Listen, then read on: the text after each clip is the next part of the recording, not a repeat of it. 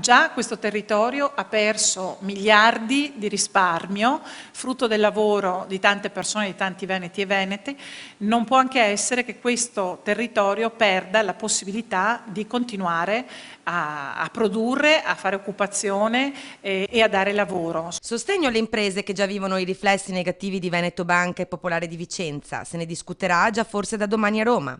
Per la precisione alla Camera dei Deputati, dove si voterà per la famosa legge Salvabanche. Procederemo alla conversione definitiva del decreto legge numero 59 che si occupa appunto di rafforzare le procedure esecutive che riguardano le banche e soprattutto finalmente stabilisce quel fondo di solidarietà che deve andare a indennizzare alcune categorie di soggetti. Una legge per Banca Etruria e le altre 3 fallite in un mare di contestazioni per azionisti e correntisti.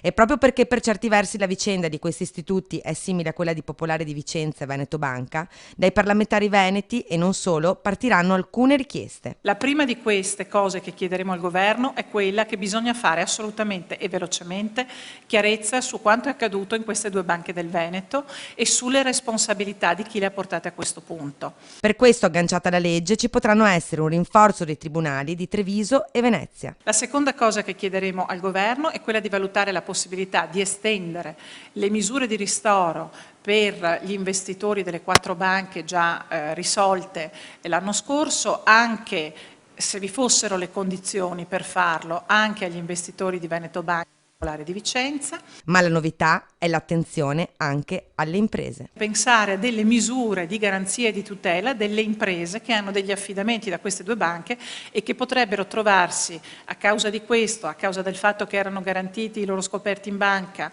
da azioni che oggi non valgono più nulla, potrebbero trovarsi in crisi di liquidità.